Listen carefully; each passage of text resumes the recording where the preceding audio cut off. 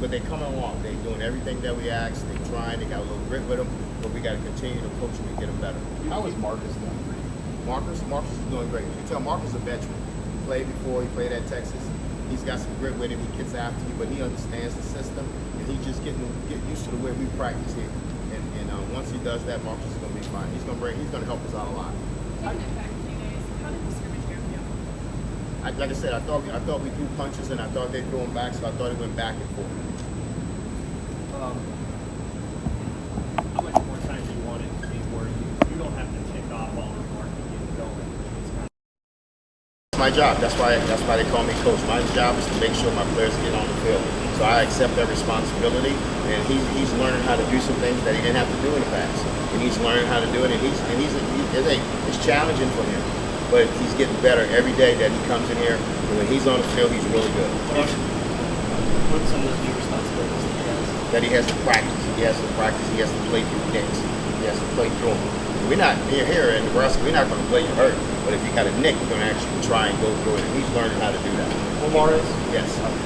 Hey, Mickey, the numbers that you're looking for, you mentioned 6 the last time you talked to us. In the spring, there was larger numbers started out like 9 or 10. So what's the key there?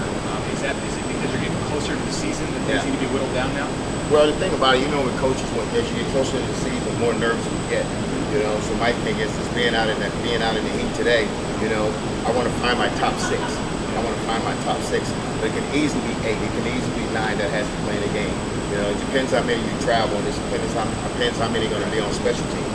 But it could be 6, and it could be 8. But I need to find my top 6. And this is a broad question, but you've seen some pretty good 2-minute drills today, especially at LSU. What makes a good offense that's good at 2-minute drills over and over? I think you got to be on rhythm, and I think the thing about the kids got to be comfortable in it. So I think you got to rep it. You got to put them in the situations, and I think we're doing that. We put them in every situation possible, and I think you got to continue to put them in those situations where they can rep it, and when they get to the game, it's going to be like second nature just to do it. How do you teach situational awareness to your receivers at home, like know when to get out of bounds, know when to go for an extra 10 yards, something like that? That's something that you address in the meeting room, and something you address when you're going into 2 minutes. That hey, if you're inside the hash, you want to get vertical. If you're outside the number, you want to try to get out of bounds. Once you get tackled inside the hash, you want to hand the ball to the referee and not toss it. We do all of that. So we put them in every situation possible. Coach Frost does a great job of getting us prepared for that. Why do you deem it important to play through those nicks? I think because once you start camp, you're never going to be 100%. So you got to be able to play through and be 90% or 85% and let that adrenaline flow to get you back to 100. So you got to learn how to play. But you might be a little sore, but I still expect you to go. What do you think of the schedule you guys have done? I mean, do you like this 3-on, 1-off? This would be kind of your 4th cycle. You guys have completed of that, and how have the guys responded to that? I think so. I think it's a great cycle. I think it's a great idea. I think it's getting more. This college football game is getting more towards the NFL model. And I think it's going to happen that way. But I think the kids really enjoy it. I think the coaches really enjoy it also because it gets us to look at 3 days and say, okay, what we like and what we don't like, who's playing well. So it kind of gives you a break to see what's going on. But I think it's good for the kids' legs. Do you like how Isaiah's coming along? I love how Isaiah's coming along. He's coming along. Remember, Isaiah hadn't played in a year, because he didn't go through spring football. But he's slowly getting back. He's slowly getting back. And I told him that because he was getting frustrated. And I said, don't get frustrated. But eventually you're going to get back into your own. What was he getting frustrated about?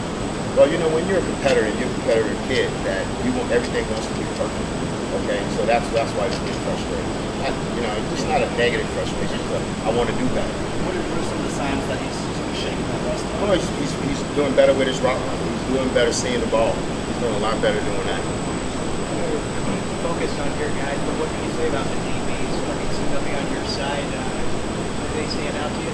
Oh, they really do. And I tell our kids, I tell our receivers, we got to the point where the best people we're going to see is in practice because we have some really good DBs, and really good kids that can really play back there. And they long and they rangy, they athletic, and they got great ball skills. So it's good to go against those guys every day, and that makes receivers better. It also makes the DBs better when we can battle like that. And it's been good in this camp. It's been really competitive. What's the biggest strength Oliver Martin brings to your room? Oliver Martin, he's really fast. He run really good routes, and he has great hands. He has a great receiver skill set, and he brings that. But he also he don't make mistakes. He don't make mistakes. That's where he's supposed to be on the field. That's where he's at. But he's very explosive. He has really good hands. Any extra energy being in the stadium today? Did you notice at all? Yeah, well, no, not really. Not really.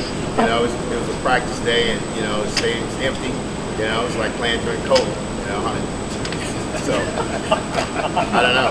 I didn't notice it. I just noticed the practice day. You know, time for us to get better. The scoreboard wasn't on, so really, don't excite you. Is it sunk in? You're about 10 days away from getting on a plane to go to Ireland. Well, my thing is, I've been doing this over 20 years, so I'm going to coach up until kickoff. So I don't really get excited. I don't get butterflies anymore. I know I got to continue to get my guys better, and it's time to kick that ball off. Thank you. Good. Thank y'all. Thank you. Right.